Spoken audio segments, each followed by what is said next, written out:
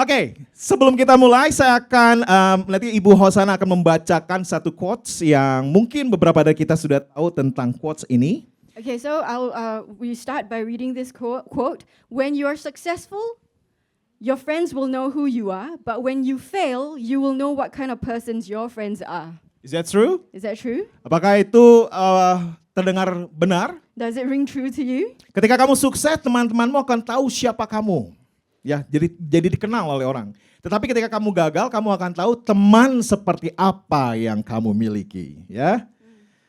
Oke, nah ketika kita berhasil, sukses dan kaya, pada saat kita populer ada banyak orang yang akan mengikuti dan mau mendengarkan kita. Nongkrong yuk, nongkrong. Karena udah tahu pasti dibayarin, misalnya contohnya seperti itu ya. Dan itu memang hal yang wajar di dunia, betul?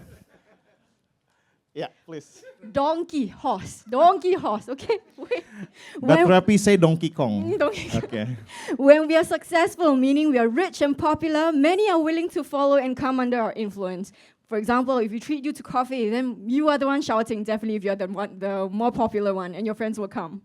Itu hal yang wajar ya. That's the way of the world. Maka nggak heran kalau orang yang hidup enak punya banyak teman. Tetapi kesetiaan seseorang teman diuji pada saat temannya mengalami kegagalan, keterpurukan, pada saat tidak berdaya sama sekali. So it is not surprising that people who live well or with good standards have many friends. However, a friend's loyalty is tested when his friend experiences failure, adversity, and perhaps complete helplessness. That's where we will be able to differentiate. Disitulah kita akan bisa membedakan mana teman yang sejati dan mana yang bukan. Between the true and the fake friends. Nah, sebagai contoh 20 tahun yang lalu ketika saya masih bekerja sebagai guru di sebuah sekolah di kota Bandung, ada seorang murid yang memiliki ayah yang kaya. Namun suatu ketika ayahnya itu sakit stroke dan cukup parah dan tidak berdaya sama sekali. Jadi terkapar di kamar di tempat tidurnya, ya. So 20 years ago when Pastor Emmanuel was working as a teacher in a school in Bandung, there was a student who had a rich father who went through a very serious stroke and he was physically helpless. Dan tepat ketika itu terjadi, ibu dari anak tersebut meninggalkan ayahnya dan menitipkan anak tersebut kepada neneknya. So right when that happened, the child's mother left his father. She entrusted the child to his grandmother. Karena peristiwa tersebut, anak yang kami kenal waktu itu sebagai anak yang baik, cerdas, seketika berubah menjadi anak yang suka murung, cemberut, mudah marah, dan bahkan tidak mau belajar. Sehingga akhirnya prestasinya menurun. So because of this situation, the child who was normally a happy and cheerful and intelligent student became someone who often spaces out, he becomes short-tempered, and he doesn't see the point of education, so his academic performance declined.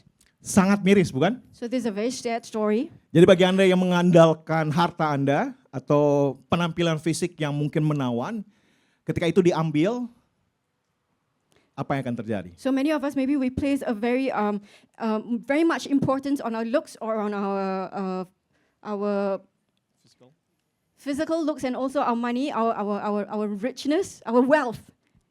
Yeah. Nah, perlu kita sadari bahwa kesetiaan atau banyak orang yang akan berteman dan mau dekat dengan kita ketika kita dapat memberi keuntungan kepada mereka. Namun ketika itu tidak memberi keuntungan, maka berakhir pula pertemanan tersebut. So many people want to be our friends or want to be close to us when we can provide them some kind of benefits. But when the benefits end, then the friendship also ends. Nah, sama seperti istri yang meninggalkan suaminya ketika mengalami kondisi stroke. Jadi, bagi Anda yang mau menikah atau yang sudah menikah, so the ring, cincin ini mengingatkan siapa kita dan bertanggung jawab dengan siapa. So just like the wife who left her husband when he suffered a stroke, for those of us who are married or who are wanting to get married, you have to remember what the wedding ring represents. Jangan when we happy, ketika semuanya baik-baik saja, When everything is good and dandy, kita berjalan ya dengan bahagia sukacita. then we are happy and we are full of joy. Tapi ketika masalah terjadi, But when problems come, bye-bye. bye. Di Indonesia ada istilah gini, papa pulang bawa uang, mama sayang. Oke? Tapi papa pulang nggak bawa uang, bapak malang. Okay. It's So hard, yeah. when the daddy comes home with money, then the mommy is happy, smiling. But when the daddy comes home with no money, then the mommy is sad and malang, gitu, frowning. Yeah. Ya. Jadi ada istilah yang seperti itu ya. Jadi sebagai istri jangan seperti itu. So don't be a wife that's like that. Ya, oke.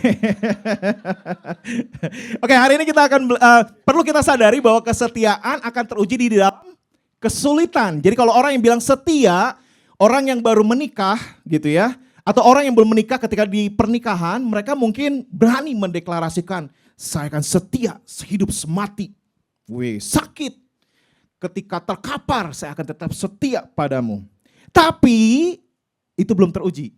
Tapi kalau kita misalnya merayakan satu anniversary, let's say 25 years anniversary, itu sudah teruji ya. So when you're getting married at the wedding and you are not afraid to utter your vows to God, and then but that is not tested. It will only be tested when difficulties come, and when you're celebrating your 10th year of marriage or 25 years of marriage, then you are able to say that you're faithful. Tidak semua orang berhasil melaluinya, betul? And not everyone can make it through. Oleh karenanya kesetiaan itu jarang ditemukan. So loyalty is rare. Banyak orang yang berpacaran bilang, kenapa kamu pacaran sama dia sih? Dia orangnya setia. Wih, keren kan? Tapi tunggu sampai ada masalah terjadi. Ya. So many times before you get married and you're still dating, and then people will ask you, why are you dating that person? Oh, because he's faithful. But that is not tested unless there are some difficult things that come, and then you'll know whether he's faithful or Jadi not. kesetiaan akan teruji di dalam kesulitan. So loyalty can only be tested during difficulties. Nah, hari ini kita akan belajar dari Alkitab tentang sesuatu hal yang penting untuk kita lakukan bersama. Dan saya mau kita semua jadikan ini goal di tahun 2025, yaitu faithfulness atau kesetiaan. So today we will learn something significant from the Bible, something for us to improve on together and make a goal of in 2025.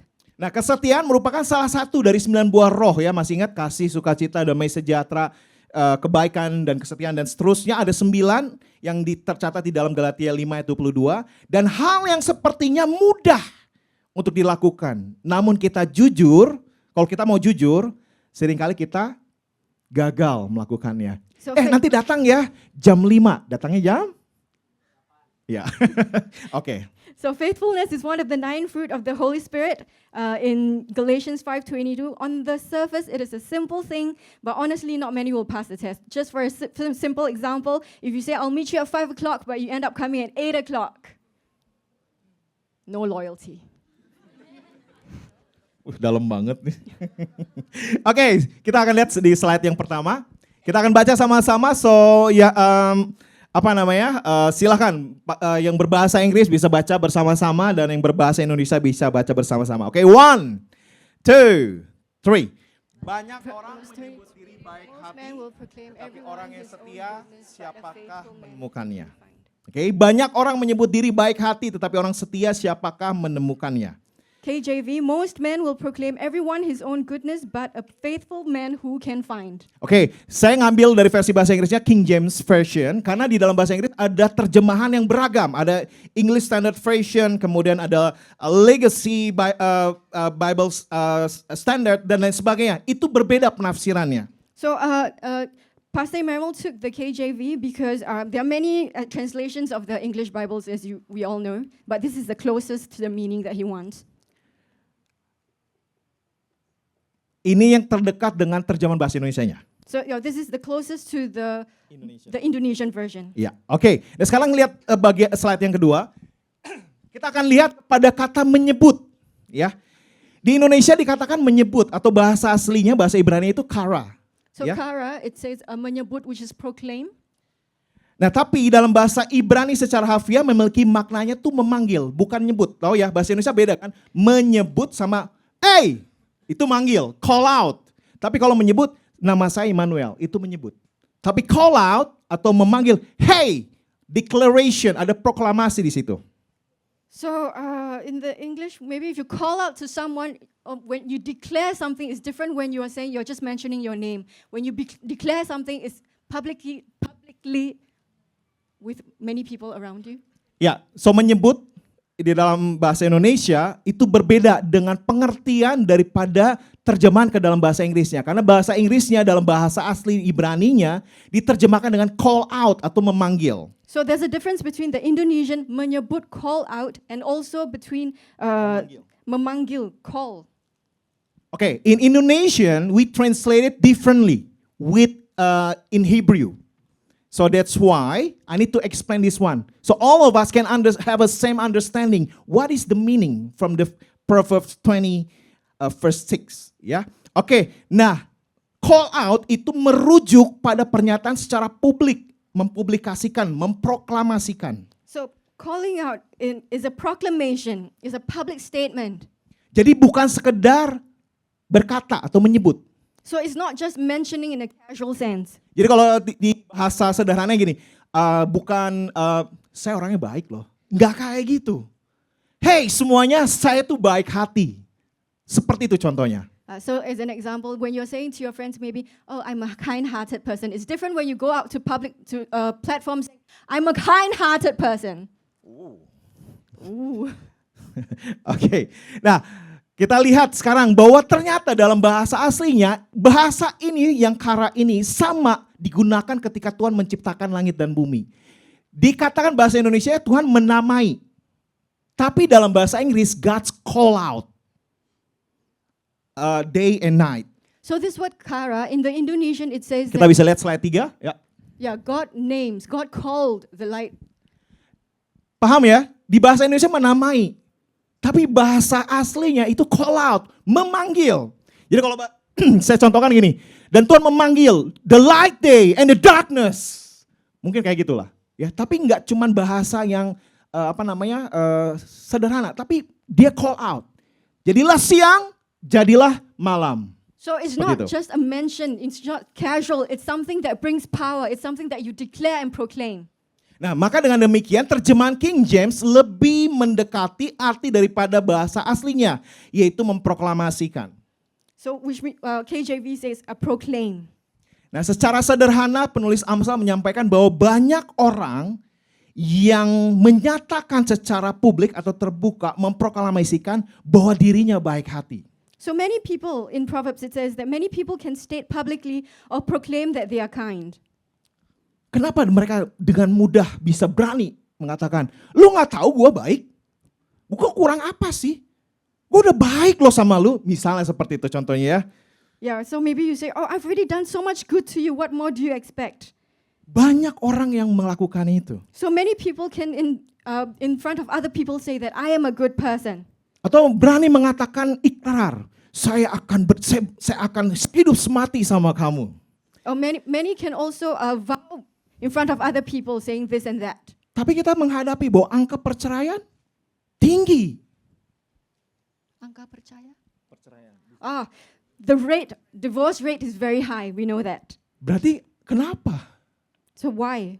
Karena untuk memegang janji itu butuh ujian.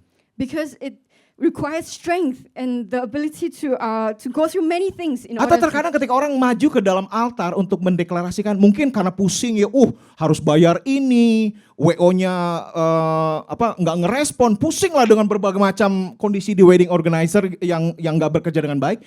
Akhirnya waktu kita wedding vow, mengucapkan ikrar, mungkin cuma sekedar keluar begitu aja. Rendah gitu. Okay, so this is in the wedding. Maybe in your mind you're thinking about the wedding organizations, you're thinking about your bills. So when you are proclaiming your vows, maybe it's just lip service. Ya, banyak orang hanya sekedar mengatakan namun tidak bersungguh-sungguh untuk melakukannya. Ngomong doang itu sangat mudah. So it's just lip service. It doesn't cost much to say or to proclaim. It's cheap. Namun seberapa sering kita tidak menepati perkataan kita? But how often we break our words? Setelah saya punya anak, saya semakin terus diingatin, Dad, you say kamu bilang katanya akan membelikan saya mainan. Karena saya saya jujur, terkadang saya janji tapi saya lupa atau sengaja dilupakan. So many times as parents, when our children come to us and we say, the child says, Dad, you promised to buy me a car, for example, and then you pretend to forget. You didn't buy the car. Janji tapi tidak ditepati. So we make promises but we don't keep the promises. Saudara besar kita yang mungkin menjanjikan kalau ada apa-apa kontak saya akan bantu kamu. Or maybe you say, oh, if you have any problems, come to me. Ketika dikontak, dipura-pura nggak dilihat handphonenya. But when the person comes to you, you just pretend not to see the person. Apalagi di zaman internet ini sekarang sangat kondisi yang bisa mempengaruhi orang untuk tergoda mengumbar perbuatan baik. So especially now with social media, it makes things worse. Too often we are tempted to show off our good deeds. Lagi di sini nih bantuin ibu-ibu di pinggir kolong jembatan misalnya gitu. Diposting. So whenever we do good deeds, we post on social media. Belum lama ini di Indonesia cukup ramai, ada satu berita yang viral dan akhirnya orang berlomba-lomba mengirimkan bantuan dan diposting. So in Indonesia, there are many cases where from the social media posts, many people will want to donate the money. Saya nggak bilang itu salah, tapi banyak motivasinya mungkin supaya sekedar viral, sekedar untuk bisa di-like sama orang, atau semata-mata demi pencitraan, demi konten di sosial media. So many times we do good works to make them go viral so that we can attain likes from the audience solely for the sake of image and content on social platforms. Nah, ayat 6 ini mengingatkan kita untuk hati-hati dalam menyatakan secara publik tentang diri kita dan perbuatan yang kita sudah lakukan. Kenapa? So verse 6 reminds us to be careful in making public statements about ourselves and the deeds that we have done. Kenapa? Kita lihat di kata yang berikutnya. Because the next word, we're looking at the next word. Saya persilakan bisa slide 4 ditampilkan. Kata selanjutnya adalah baik hati. Dalam bahasa Indonesia diterjemahkannya baik hati, atau di dalam King James Version dikatakan goodness. So the word is kind, goodness, hesed. Ya, di dalam bahasa Inggris terjemahan King James Version dikatakan goodness. Tapi dalam bahasa aslinya itu hesed. Hesed gitu ya. Dalam bahasa Ibrani ini menunjukkan jenis cinta yang mengalir di antara pasangan yang dengan perjanjian. Bukan hanya perjanjian legal seperti orang jual beli tanah lain sebagainya, tapi perjanjian yang digerakkan oleh cinta. Contohnya pernikahan. Dan arti hesed adalah kasih perjanjian atau covenant love, kebaikan hati yang dapat diandalkan dan kesetiaan. So this word hesed in Hebrew it denotes the type of love that flows between partners by agreement. Not just a legal agreement, but an agreement driven by love. For example, a marriage covenant. The meaning of hesed is covenant love, dependable kindness, loyalty. Jadi bukan sekedar goodness, baik, tapi ada makna di belakang itu. Not only goodness. Dan seringkali kita salah mengartikan baik itu. So many times we misunderstand that the goodness. Karena kebaikan itu adalah karakter daripada Allah dan bagian dari buah roh yang harusnya kita bisa memahami tentang kata kebaikan hanya melalui Dia. Because this goodness is God's love for His people. Nah, hesed merupakan kasih Allah bagi umatnya. Itu bukan sekedar perasaan yang dapat berubah, naik turun, atau hilang. Itu adalah janji yang Allah buat bagi mereka yang mengikutinya. Hesed banyak muncul di dalam perjanjian lama sebagai kata untuk kasih Allah. Kalau misalnya Anda lihat faithfulness dan loving kindness, itu katanya kalau dalam perjanjian lama, itu katanya itu adalah hesed. It's talk about God. So this word hesed, it is primarily used of God. So it's not just a feeling prone to change, or it will vanish as suddenly as it appears. It is a promise that God made to those who follow Him. It appears many times in the Old Testament as a word for God's loyal love towards His people. It's God's character and identity as the faithful God. Bisa nangkap sekarang? Oke, jadi pengertiannya adalah kasih setia Allah kepada umatnya yang merupakan karakter jati diri Allah sebagai Allah yang setia. So it is God's loving kindness which is an extension of His own character. Jadi hesed ini kalau saya lebih senang diterjemahkannya sebagai, lebih tepat diterjemahkannya dengan kasih yang tak pernah gagal, kasih yang teguh, kasih setia. So it is a love that never fails. It is steadfast. It is faithful. Bukan cuma sekedar goodness, baik, tapi steadfast love, covenant love. So it is more than goodness. It is steadfast love. It is covenant love. Something that never fails. Dengan demikian dari penelusuran arti dan makna kata kara atau menyebut dan baik hati atau hesed, dari ayat ini menjelaskan bahwa perbuatan baik hati di sini berbeda dengan pengertian banyak orang. So it is different. The acts of kindness mentioned here as has said is different. Is not normally understood from what is normally understood. Contohnya, ketika Anda membantu orang, menolong orang dalam kesusahan keuangan dan lain sebagainya, oke deh, Anda bantu, tiba-tiba lihat di sosial media, dia baru beli handphone baru. For example, if you were to help someone, and then with some money, and then when you look on his Instagram account or his social media account, he's showing off that he bought the brand new handphone. How would you feel? Apa yang Anda lakukan baik, tapi ketika Anda, wah kurang ajar nih orang, dibantu malah beli hal yang bukan untuk kebutuhan hidupnya dia. Misal seperti itu, ketika kita merespons seperti itu, is not hesed. Itu bukan goodness. So for example, if you were to do that and you were to respond in this way in your heart, you're saying, I just gave him some money and then he had to blow it on the brand new iPhone or whatever. That's not using it for the appropriate things that I want him to use it for. And when you think like that, then it is no longer hesed. Contoh lainnya, Anda membantu orang karena kesulitan keuangan, tiba-tiba dia posting lagi liburan. Maybe you do the same thing to somebody else and then he posts on social media that he's having a holiday somewhere. Itu ada lagunya, sakit hatiku gitu ya. Oke. Bu harus nyanyi loh Bu. No.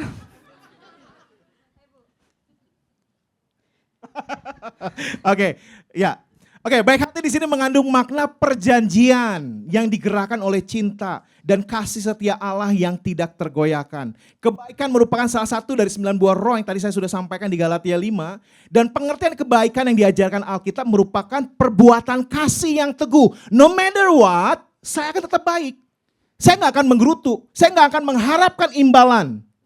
Itu adalah kebaikan, goodness, steadfast love. Hesed yang dimaksudkan di situ, yang berarti perbuatan kasih yang teguh yang didasarkan oleh karakter Allah yang setia. Itulah yang dimaksud di Amsal 20 ayat 6 ini. So this kindness, this hesed is a covenant that is driven by love and God's unwavering and faithful love. So it doesn't matter what you do, doesn't matter what how you appear to be, God still loves you so much. And what He gives, He never expects you to give something back in return. Jadi kalau kita berbuat baik, tapi motivasinya supaya dikenal sama orang, it's not hesed. Itu bukan perbuatan baik yang maksudnya Tuhan. So when we do good works, good deeds, but the motivation is wrong, is because of our own popularity or anything like that, then it's not hesed. Oke, bagian yang terakhir, slide 6, dikatakan sekarang kita masuk kepada kalimat berikutnya. Tetapi orang yang setia, siapakah yang menemukannya? So a faithful man, who can find? Jarang. Very rare. Langka. Very rare. Anda bisa bayangkan di zaman AI nanti 10 tahun ke depan dicari orang yang setia, yang berani sehidup semati. You never know. Karena mungkin nanti udah zamannya bukan manusia lagi, robot yang bisa ngobrolnya enak, nggak ada konflik, ditanya apa nyambung, betul ya? Can you imagine? So maybe 10 years forward into the future when we have AI, maybe we are no longer relating to human beings but to robots who we can talk whatever subject that they want or we want, and then they're able to have a good conversation with us, but they're just robots, they're not human beings. There's no conflict. No conflict. They always be faithful probably. This depend on how you program it, okay? They will always remain faithful depending on the programming. Oke, nah kata setia ini dalam bahasa Ibrani adalah emun, berupa gagasan tentang keteguhan, keandalan, kesetiaan. Kata ini sering digunakan untuk menggambarkan karakter Allah yang menekankan komitmennya yang teguh. So, emun, setia, faithfulness itu bicara tentang keteguhan terhadap Allah, komitmennya terhadap janji-janjinya dan terhadap umatnya. So this word faithful in the Hebrew word emun is the idea of steadfastness, reliability, and faithfulness is often used to describe God's character, emphasizing His unwavering commitment to His promises and His people. Dalam budaya Israel kuno, kalau kamu mengadakan perjanjian, itu bukan main-main. Enggak kayak gini. Kalau zaman sekarang kan, oh ya udah nanti materainya diganti aja, print baru lagi. No, it's not like that. Di zaman itu, kalau mau komitmen perjanjian, itu sakral. So loyalty in ancient Israelite culture, it was highly valued, it was sacred, it was something that was the foundation, the bedrock of their culture.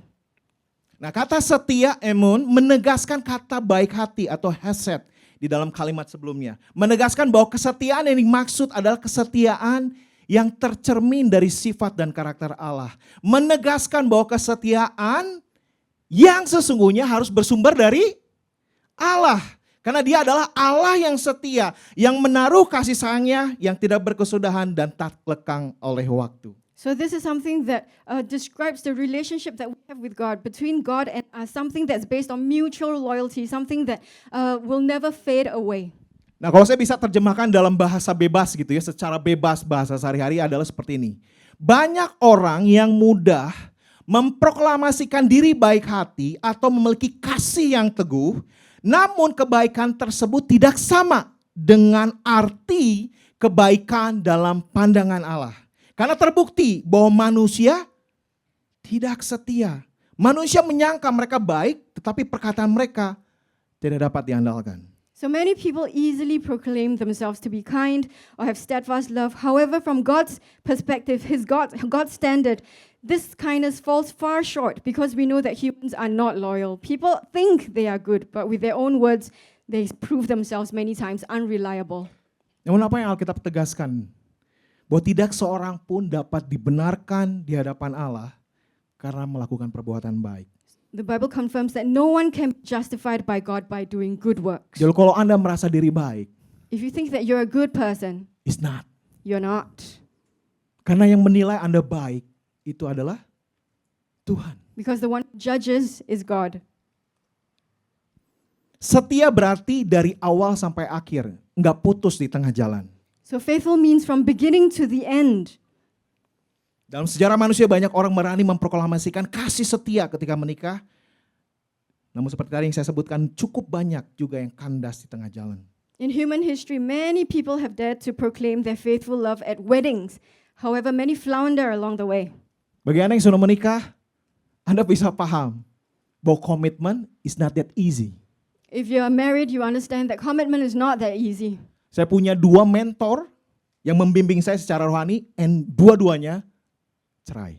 So Pastor Manuel had 2 spiritual mentors who both ended up divorced. Setia itu jarang, apalagi nanti 10 tahun, 20 tahun ke depan. Faithfulness is truly, truly rare. Salah satu, Julianto Simanjuntak, salah satu pakar konseling keluarga Kristen, mengatakan bahwa waktu dia melayani, banyak rumah tangga tinggal dalam satu rumah, masih tidur di dalam satu ranjang, sepertinya baik-baik, tapi hatinya, jiwanya, emosinya udah cerai. So mereka nggak ada perasaan lagi, hanya hidup secara ya udah as a friend. So this very well-known psychologist, Julianto Simanjuntak, he says, many people on the appearance, they may be together, they may be living in the same house, sleeping on the same bed, but really, emotionally, they have already divorced. Ketika saya baca itu, saya cukup ditampar. So Pastor Manuel felt he was slapped, as in like. Itulah yang dimaksud bahwa setia harus berarti dari awal sampai akhir. So faithfulness means from the beginning to the end. Setia berarti menyelesaikan sampai tuntas apa yang ditugaskan. So you finish what has been assigned to you. Setia berarti menggenapi apa yang diucapkan. So what you have said, you fulfill what your promises, what you have promised. Kesetiaan akan diuji di dalam masalah. Problems will show whether you're a faithful person or not. Jadi kalau Anda bilang saya setia atau pasangan Anda setia, wait sampai nanti ada masalah. Apakah dia lari atau dia stay? So that's crunch time. When the rubber hits the road and you are facing problems, you don't know whether your partner will stay or they will go. Kesetiaan itu jarang ditemukan. So faithfulness is really rare. Kesetiaan lebih berharga daripada ikatan kasih. And faithfulness is even more precious than bonds of love. Banyak di Indonesia, saya bicara tentang di Indonesia, ada banyak orang yang mudah menikah. So in Indonesian culture, it's really easy to get married and get married and get married again. Makanya dikatakan kesetiaan lebih berharga daripada ikatan kasih. Faithfulness is more precious than Orang love. yang berani mengikat kasih, belum tentu dia setia. People who say, oh, they love you and tout their love around on their on their sleeves might not be people who are faithful.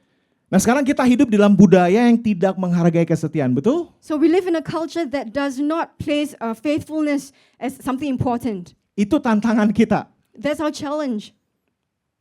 betul? That is Are you with challenging. me? Yeah, Yes? Is that fact or no? that's a fact. Zaman sekarang mempengaruhi kita untuk tidak setia. So in this culture, in these times, many things causes us to be unfaithful. Dengan plastic surgery, dengan teknologi yang sudah semakin ini, banyak wanita yang seakan-akan harus dirombak semua With, supaya suaminya nggak lari. Tapi bukan itu. nowadays with plastic surgery, many women feel like they have to be chopped up from head to toe. But it's not like so that they can maintain their relationship with their husbands, so their husbands will not flee or will not run away from them. But that is not the case. That is not so. Tapi tetap aja, banyak hal yang terjadi, suaminya tetap lari. Many times the husbands will still leave. Jadi saya setuju dengan pengertian bahwa permasalahan ketidaksetiaan bukanlah cultural problem, bukanlah masalah kultural, tetapi spiritual problem. It's talk about your heart. It's not talk about the culture. It's not talk about the society. It's talk about your heart. Itu yang disampaikan di dalam Amsal 20 ayat 6. Karena persoalan ini adalah persoalan rohani. So infidelity is not a cultural problem. It is a spiritual problem. Transformasi di dalam budaya dapat terjadi bukan dimulai dengan buat sistem yang bersifat eksternal, tetapi harus secara internal, yaitu secara radikal, yang berasal dari kata radix. Radikal berarti perubahan sampai ke akarnya. So transformation in culture can occur not with the putting in place of systems or something external. Instead, something must take place internally and also radically, which comes from the word radix, which means root. Radical means change down to the root. It talk about your heart. That's what the Bible say. Talking about your heart. Sekarang kita lihat bagian terakhir slide. Untuk kita bisa dapat gambaran yang lebih jelas, kita harus lihat ayat sebelum dan sesudahnya dari Amsal 20 ini. Di ayat 5, rancangan di dalam hati manusia itu seperti air yang dalam, tetapi orang yang pandai tahu menimbanya. So let's look at verse 5 here. The purpose in a man's heart is like deep water, but a man of understanding will draw it out. Siapa yang tahu? Kalau Anda melihat warna air yang dalam, you never know how deep it is. So when you're looking at a body of water, you have no way of telling how deep the water is. Tapi itulah hati manusia. Itu yang Alkitab katakan, hati manusia tuh nggak bisa ditebak. And that Terkadang ngomong A, besok B, tadi pagi udah C. That is the human heart. It's difficult to predict. This morning you say A, the afternoon you say B, and then evening you don't know what else you're going to say. Oke, sekarang slide 8. Kita lihat di ayat 9. Ini yang disampaikan oleh Amsal ini. Bahwa siapakah dapat berkata, aku telah membersihkan hatiku, aku tahir daripada dosaku. Proverbs 20 verse 9. Who can say I have made my heart pure? I am clean from my sin. Hati manusia nggak bisa dibersihkan oleh manusia, nggak bisa dibersihkan dengan perbuatan baik. Kalau Anda baik, ada orang yang lebih jauh bisa lakukan hal yang baik. Kalau Anda memberi dana, membantu orang, ada orang yang lebih baik, lebih punya uang untuk memberi. Jadi hati manusia nggak bisa dibersihkan oleh manusia atau perbuatan baik. So the human heart cannot be cleansed by human effort. If, for example, you're a philanthropist and you give away large amounts of money to the poor, there will always be someone who is a bigger philanthropist who can give much more money than you. Karena manusia sudah jatuh ke dalam dosa, hati kita ini berdosa. Because humans have fallen into sin, our hearts are sinful. Perbuatan kita hanya bisa dinilai oleh Allah. It's not us. Bukan kita yang bisa menilai atau orang lain. Enggak, hanyalah Allah. So we are unable to judge our own hearts. Only God can. 2 hari yang lalu, 2 hari ini Rafael anak saya mengatakan kalimat yang cukup mencenangkan bagi saya, mencengangkan bagi saya dan Rachel, istri saya. Beberapa kali ketika kami tidak mengabulkan permintaannya, ketika dia minta sesuatu atau dia ingin sesuatu, atau ketika kami bersikap tegas karena perbuatannya yang salah, dia berkatanya gini, we're not family anymore. So 2 days ago, Pastor Emmanuel's son, Rafi, he said something that truly took Pastor Emmanuel and Pastor Rachel by surprise, yeah. When several times when he was disciplined or they didn't give him what he wanted, then Rafi would say, we're not family anymore.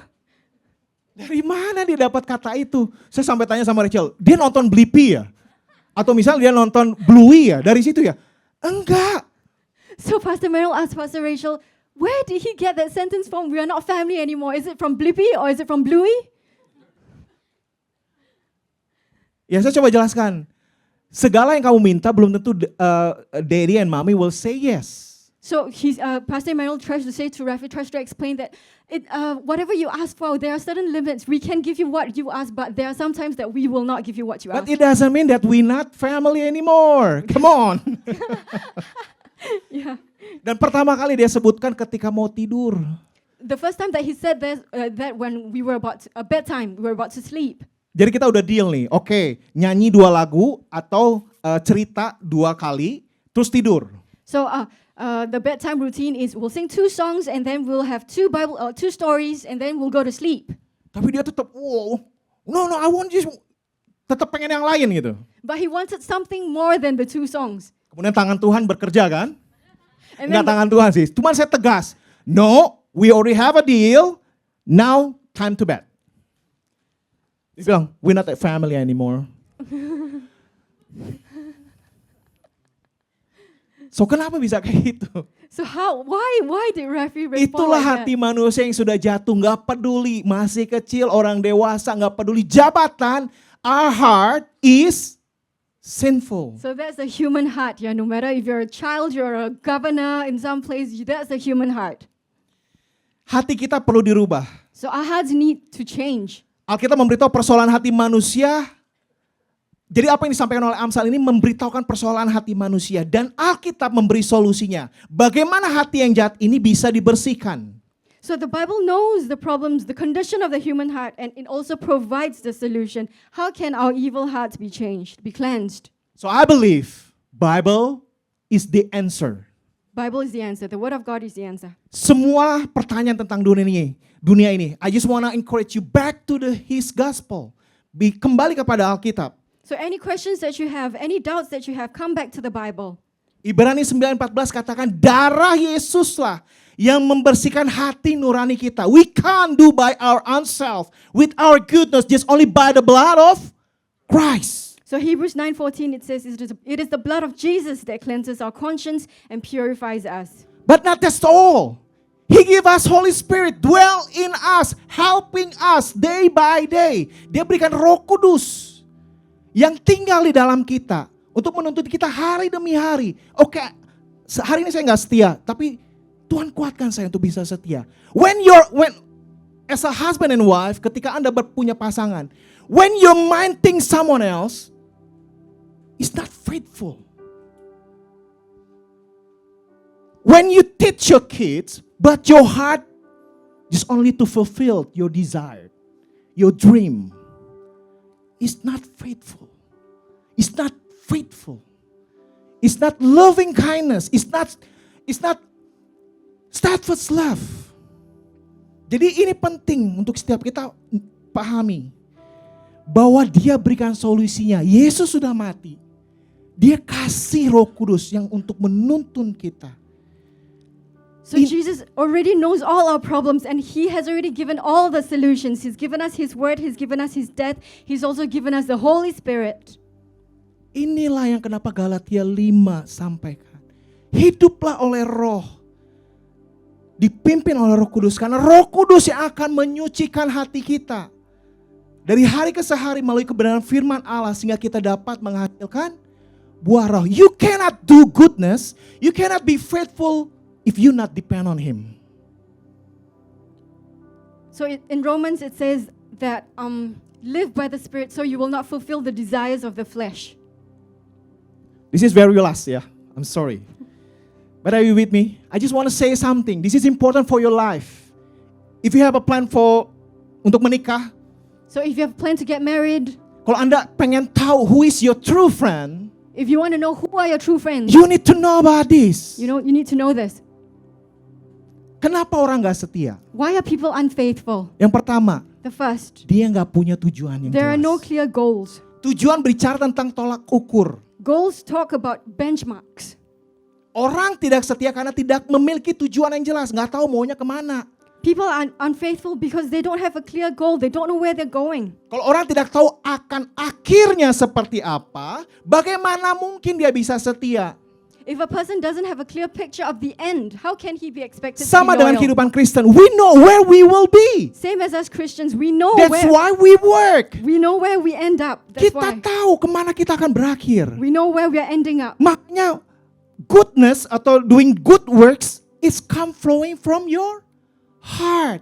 Hati yang sudah ditebus oleh darah Yesus, akhirnya engkau bisa berbuat baik. Mereka mengecewakanmu, engkau dihina, engkau digosipin, engkau dianiaya dan lain sebagainya. No matter. Because it's not talk about yourself, but it's talk about His glory. Only a heart that has already been redeemed by the blood of Jesus are we able to sincerely to have the Spirit of God working within us so that we can do good works, so that we will not get disappointed when other people disappoint us. Bagi Anda yang akan menikah, harus tahu apa tujuan menikah. What is the purpose of marriage? Kalau karena usia, so alasan Anda nggak kuat. If you're getting married because you ought to get married at that age, then that is not a good reason. Saya jujur di hadapan Anda, saya dengan Rachel, we work on it. Sometimes we fail, often fail, but we stand in faith again. So Pastor Emmanuel and Pastor Rachel, they keep working at their marriage and keep working. They may fail, but they stand up on their feet again. Kita sepakat bahwa kita mau hidup pernikahan kita memuliakan Allah. Kita mau kehidupan pernikahan kita jadi teladan buat orang-orang. Itu yang saya selalu sampaikan juga kepada orang-orang yang premarital counseling. You need to be example for others. So Pastor Emmanuel and Pastor Rachel, they have made a commitment to each other that their marriage will be glorifying to God and also be a good example to other people. That's why in marriage counseling, he will always say the same things to those people. Ketika Anda bekerja, Anda harus tahu tujuannya apa. If you are working, you need to know what your goals are. Not just only talk about money. Not only making money. Pengalaman saya ketika saya paham tentang hal ini, saya coba lakukan sebaik mungkin untuk bisa perusahaan saya menjadi untung ketika saya bekerja di sana. So Pastor Emmanuel, wherever he goes, he makes sure that he gives the best so that the company that he's working for will achieve the goals that they have set. Saya ngajarin orang, trainingin orang tanpa disuruh. So he gives training to people without the people above telling him to do so. Berupaya untuk achieve the target, goal. He achieves the targets and the goals. And God open the way. Dan Tuhan bukain jalan. Nah, yang kedua, kenapa orang tidak setia? Karena tidak tahu. Nggak sadar bahwa ada tuntutan di depan. Ada kemungkinan hambatan di depan. Why many people fail to be faithful is because they are not aware of the demands or the possible obstacles ahead. Being a pastor is not that easy, you know. In this time, di zaman ini banyak orang, I want to be pastor. Tiba-tiba, pastor. But they didn't know. What is the challenge in the front? When someone holding you with the knife, are you still say, yes, I'm a believer? No. In Indonesia, it's happened. People will come and then suddenly persecution. So how you can stand? I just want to say this, something important for all of you who maybe have a desire to serve God in the missionary, in everything. Bahwa faithful in Him, it's so important. You need to understand the risk, the consequence when you stand in faith in Him. It's not talk about the title, it's talk about the heart. Are you willing? When all people leave you alone, don't care about you, how is your heart condition? Are you still say, to God be the glory? Or you step up, step back? Saya sangat bersyukur punya Rachel yang selalu ingatin saya. No matter what, keep moving forward, baby. No matter what. Pastor Manuel is very grateful for Pastor Rachel, who keeps encouraging him, saying, no matter what, let's press on, let's go forward. She always say, I'll always be with you. You're not alone in His journey. So for me, that is faithful. That is loving kindness. Dan yang terakhir adalah kenapa orang gak setia? Mereka gak berani bayar harga. And the last reason why people are unfaithful, they are not willing to pay the price. Banyak orang yang gak siap bayar harganya. Not ready to pay the price Persecution, of persecution, abuse, of abuse, dan lain sebagainya.